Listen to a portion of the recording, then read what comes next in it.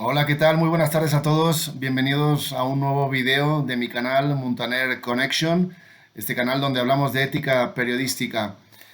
Hoy tenemos un caso muy relevante, interesantísimo desde el punto de vista de la ética periodística, por las últimas cosas que han acontecido en torno a él. Me refiero al caso de Bani Escobar, esta joven que apareció muerta en Monterrey y sobre la que se especula y se cree que pudo haber sido víctima de un feminicidio, se presume, más que se especula, por una serie de informaciones que han ido evolucionando durante todo el proceso, pero a nosotros lo que nos interesa aquí son los últimos acontecimientos en materia periodística, concretamente a una exclusiva publicada por el periódico, el diario español El País, que asegura, que muestra más bien y que presenta una necropsia realizada por el padre de la víctima y entregada a la Fiscalía Local del Estado de Nuevo León.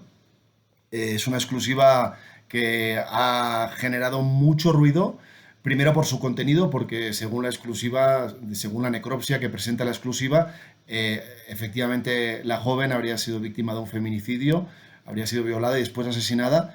Pero sobre todo lo que nos interesa, y creo que es lo más llamativo de este caso desde el punto de vista de la ética periodística, es que el padre de la víctima, que no conocía que iba a publicarse esa exclusiva, que el país iba a publicar esa exclusiva, ha subido un vídeo a redes sociales en el que denuncia tanto al país como a la periodista Azucena Oresti de Milenio Televisión.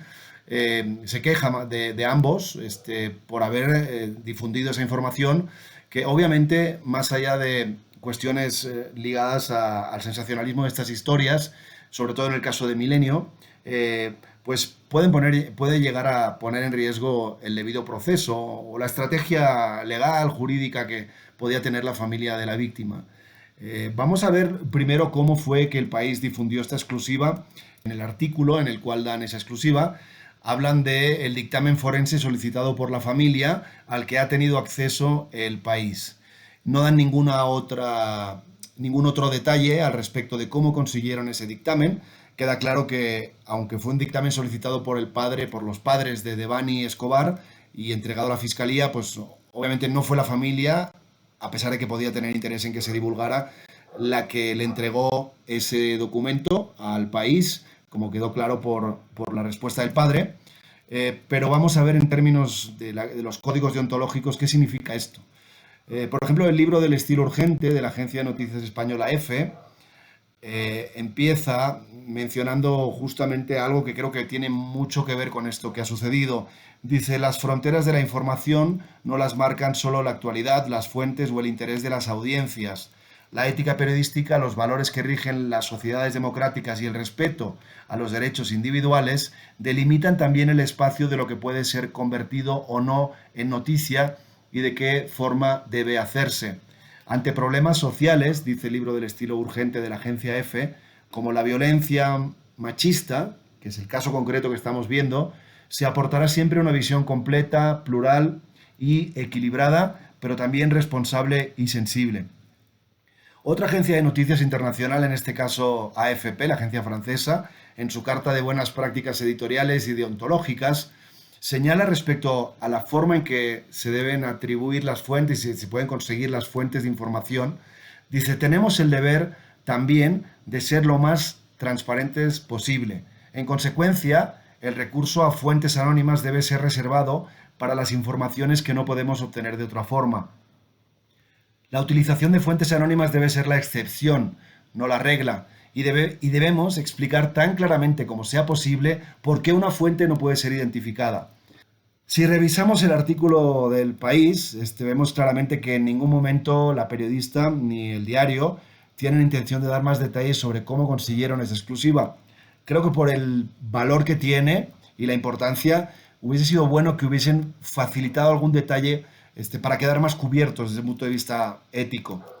Eh, Más allá de eso, lo que nos interesa también saber es qué dice el manual de estilo del País, el código ético que tiene el periódico. En sus principios de entrada, en la sección 1, en la política editorial, habla de que en los casos de violación, como sería el nombre de la víctima se omitirá y solamente podrán utilizarse las iniciales o datos genéricos, etcétera. Esto es algo que, bueno, obviamente en este caso tal vez sea un poco extraño porque definitivamente la víctima ya es muy conocida en los medios, pero eso es lo que pone su código ético.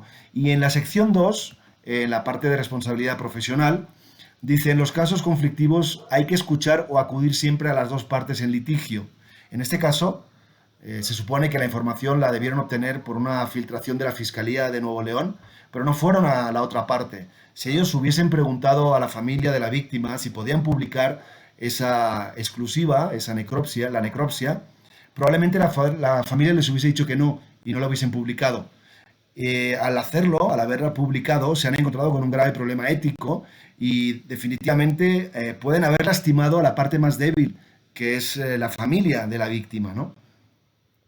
Bueno, y luego vamos al caso también de Azucena Oresti, esta periodista, conductora de informativos de Milenio Televisión, porque, bueno, más allá de que durante todo este seguimiento informativo del caso, yo creo que por su parte y por parte de su canal de televisión han tenido un manejo ciertamente, por lo menos cuestionable, de muchas de las noticias, de las informaciones que iban obteniendo y de las grabaciones de video que conseguían, etcétera, porque no olvidemos que se trata de un asunto muy delicado y que hay que con mucho cuidado, sobre todo, por ejemplo, para evitar revictimizar a la víctima, ¿no? En este caso a la joven, a Devani Escobar. Recuerdo, sin ir más lejos, unos videos en los que se mostraba a ella saliendo de la fiesta desde distintas cámaras desde la calle y como discutiendo con sus amigos, etcétera. Entonces, dando la sensación de que era una persona conflictiva o que era una persona que tenía problemas y que por eso se había distanciado de los otros y dando a entender de alguna manera que ese elemento era importante en este caso, cuando si finalmente se trata de un feminicidio, no tiene nada que ver o no tiene ninguna importancia lo que haya pasado previamente. Lo importante en este caso sería si la mataron y si la mataron por el hecho de ser mujer y si hubo un abuso sexual, como se cree que sucedió en función de esta exclusiva. De hecho, el Código de Ética de Grupo Multimedios, perdón, que es propietario de la cadena Milenio Televisión, también menciona una serie de aspectos que yo creo que no se han respetado en este caso. Por ejemplo, dice que se esforzará el canal por comportarse de una manera cortés y considerada, recopilando la información de la manera más discreta posible. No voy a entrar en detalles o no voy a entrar a debatir aquí este tema de los supuestos mensajes de WhatsApp que por error habría enviado la conductora Azucena Oresti al padre de Devani Escobar, porque ella lo ha negado, pero ciertamente, si son ciertos, todavía colocarían a la periodista y al medio de comunicación en una situación aún más delicada. Dice su código de ética, el código de ética de Grupo Multimedios, la información que se presente debe respetar los derechos de las víctimas y de los menores de edad involucrados en hechos de violencia. Nunca debe darse información que ponga en riesgo su identidad.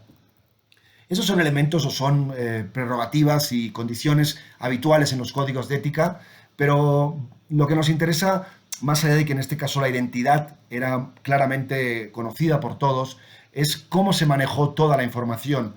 En ese sentido, y respecto a lo que hace o lo que ha hecho Milenio Televisión, me gustaría rescatar lo que plantea el manual de estilo de Radio Televisión Española. En el caso de las noticias de violencia machista, de violencia de género, de violencia contra la mujer. En el apartado 9, perdón, titulado Evitar el efecto narcotizante, dice, la difusión continuada de este tipo de informaciones de violencia de género puede generar en la audiencia un efecto narcotizante. Para evitarlo, los profesionales deben plantearse tratamientos informativos diferentes y novedosos, evitando fórmulas del estilo de un caso más, otro caso de, y sí remarcando, por ejemplo, los aspectos que podrían haberlo evitado. Otra sugerencia es aportar material de apoyo que permita contextualizar la información, así como buscar ramificaciones del problema, salidas, nuevos proyectos, campañas, etc. Yo creo que Milenio se ha centrado exclusivamente en resaltar los aspectos más morbosos del caso y no ha hecho nada de esto que propone el manual de estilo de Radio Televisión Española. Pero además ha hecho otra cosa, que aparece en el apartado 5.11 de ese código deontológico, que son los juicios paralelos. Yo creo que ha habido un juicio paralelo a partir de las informaciones que ha dado este medio de comunicación y muchos otros en México. Dice en este apartado Televisión Española, Los profesionales de radiotelevisión española deben evitar que sus informaciones alimenten juicios paralelos a personas implicadas en un proceso judicial. Es legítimo que los medios de comunicación sigan de cerca las consecuencias de hechos que han captado la atención de la audiencia, pero siempre sin desvirtuar su dimensión y veracidad.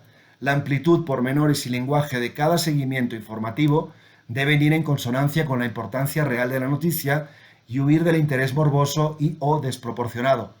En el caso de Devani Escobar, más allá de que esta clase de episodios de violencia machista y de presuntos feminicidios o feminicidios tienen una connotación muy fuerte en México, por ser un país donde es un fenómeno realmente muy grave,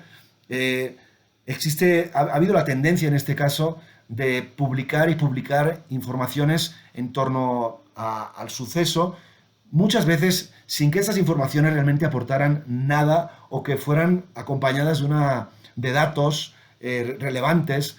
Ha habido mucha especulación por parte de los medios, algo que nunca se debe hacer desde un punto de vista de la ética periodística, aportando elementos que no tienen que ver exclusivamente con el proceso de investigación policial, judicial, etc. Este caso debería ser, yo creo que paradigmático para ser más cuidadosos a la hora de sacar informaciones de este tipo, entendiendo además que los medios de comunicación no debemos apresurarnos, aunque creamos o aunque pensemos que tener una información de tanto valor en las manos nos obliga, nos fuerza a publicarla antes que la competencia. Lo primero de todo es la ética, lo primero de todo es el cuidado de las fuentes y el cuidado de las personas que pueden verse perjudicadas por esas informaciones. Y hasta aquí llega hoy este video de la sección de mi canal, más bien Muntaner Connection, este canal sobre ética periodística que, bueno, ya llevo un tiempo realizando, que complemento con mis clases en la universidad sobre este mismo tema y mi trabajo de corresponsal extranjera de muchos años en México y en otros países de América Latina. Si les interesan estos temas, por favor, suscríbanse aquí.